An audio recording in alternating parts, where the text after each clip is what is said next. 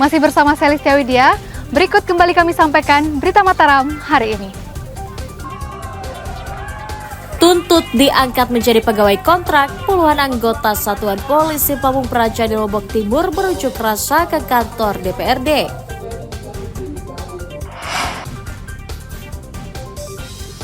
Diduga melakukan korupsi kerjasama aset, mantan pengelola hotel di Mataram diringkus petugas Kejaksaan Tinggi.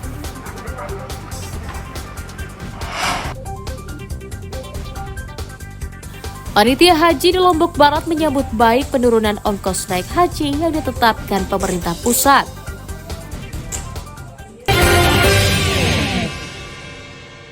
Yang kita bisa kerjasamakan, investasi ini, informasi pada ketemu dengan siapa saat itu. Kita mengikuti dalam Mantan pengelola hotel di Kota Mataram berinisial DS diringkus petugas Kejaksaan Tinggi Nusa Tenggara Barat karena diduga melakukan korupsi pengelolaan aset milik pemerintah daerah.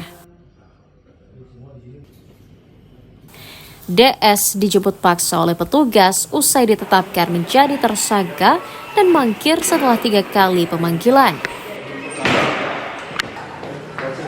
Kejati menemukan adanya penyimpangan dalam kerjasama pengelolaan aset Pemprov NTB seluas 3 hektar di Jalan Bung Karno Mataram tahun 2012 sampai 2016.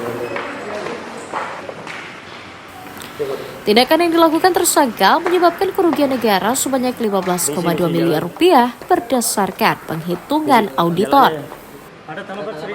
Inisial tersangkanya adalah Insinyur DS. Dan perannya adalah selaku mantan direktur Lombok Plaza. Antara tahun 2012 sampai 2016. Ada berapa tersangka dalam kasus ini selain DS ini?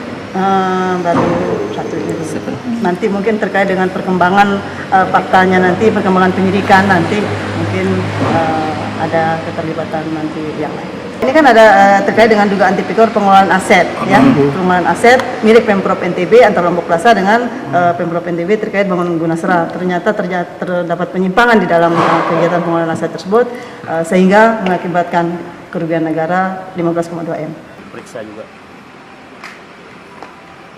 Untuk kepentingan penyelidikan, tersangka dilakukan penahanan selama 20 hari dan telah dititipkan penahanannya di Lapas Kuripan. Dalam kasus dugaan korupsi aset tersebut, Kejati NTB telah memeriksa 25 orang dan baru 1 orang ditetapkan menjadi tersangka. Dari Kota Mataram, Emi Kusuma melaporkan.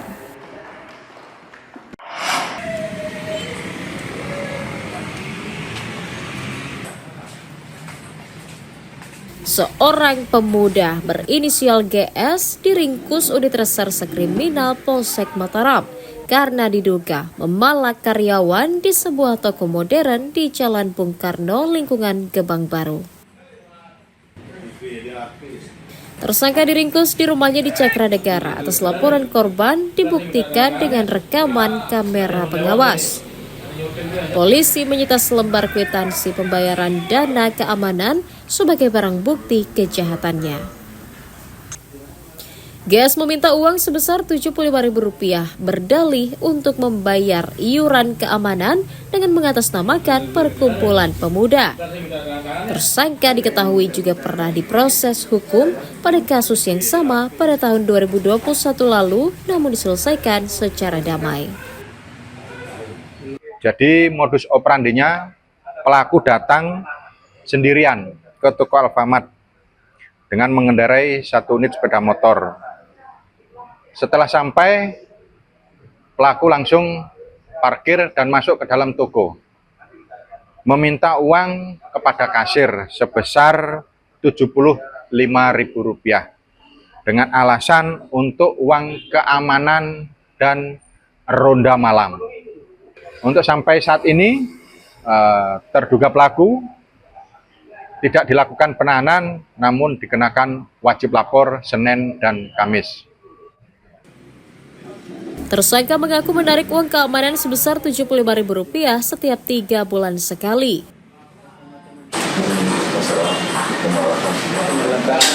Di mana memalakannya?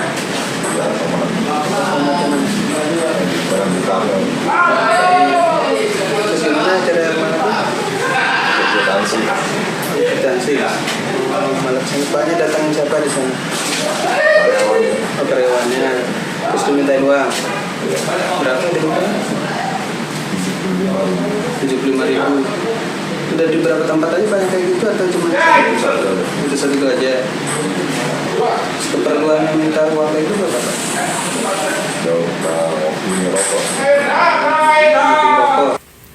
Karena kerugian yang ditimbulkan tidak banyak, polisi hanya memberlakukan wajib lapor kepada tersangka, sembari mengupayakan jalan damai dan pembinaan agar pelaku tidak mengulangi perbuatannya.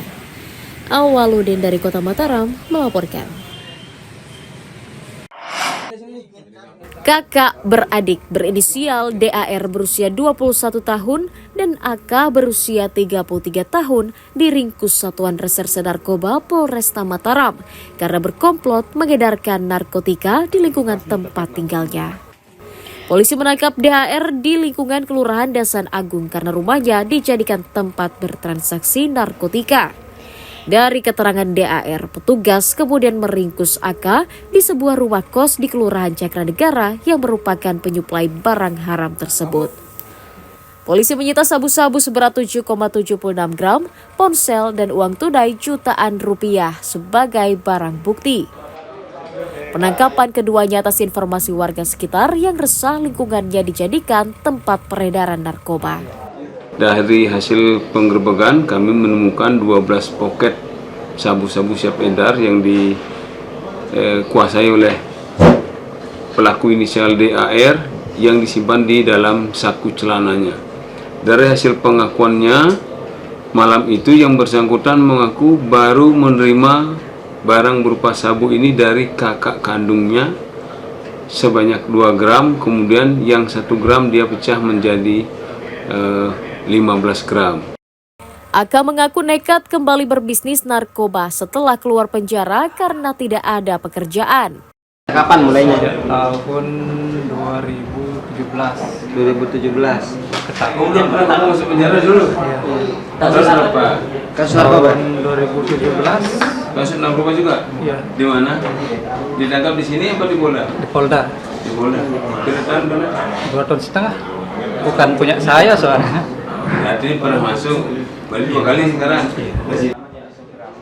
Atas ulahnya, kakak beradik tersebut dijerat Undang-Undang tentang narkotika dengan ancaman hukuman pidana minimal 5 tahun penjara. Awaludin dari Kota Mataram melaporkan.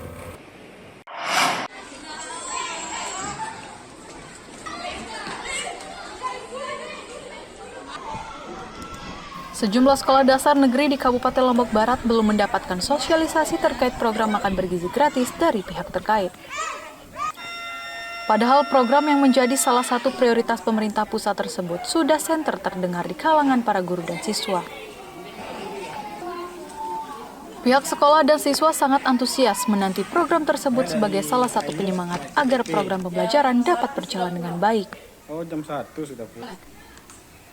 Pihak sekolah berharap pelaksanaan program tersebut segera terrealisasi untuk menunjang peningkatan gizi anak serta mencegah stunting di kalangan usia sekolah. Kalau masalah makanan gratis ya kami siap karena kami kan penerima. Ya, kalau untuk pengelolaan mungkin sudah ada yang struktur dari atas. Kami hanya menerima tempat dan berapa jumlah siswa itu saja. Jumlah siswa kami 587. Tapi dari sisi kesiapan memang sekolah sudah siap. Siap menerima, tapi untuk pengelolaan ya itu sudah disiapkan sama tim ahli kan. Karena itu harus ada kadar gizinya, harus ada berapa persen dari masing-masing itu kan sudah ada ahlinya yang ngatur. Berapa dikasih saku setiap hari? 5.000. Nanti kalau ada makan siang gratis itu tetap dikasih saku sama bapak ibunya? Iya. Oh gitu. Tahu ada makan siang gratis? Tahu. Oh, dari mana tahunya? Mama. Dari mama. Oh. Nanti maunya lauknya apa kalau ada makan siang gratis? Rasa kah? Oh, Apa yang sering disuka makan? Ayam. Ayam ya? Sayur. Sayur sama? Ikan. Oh iya. Pihak sekolah mendukung gerakan makanan bergizi gratis sebagai salah satu langkah strategis meningkatkan taraf hidup dan gizi para pelajar agar semakin berprestasi dan berkualitas. Hairul Amri melaporkan dari Kabupaten Lombok Barat.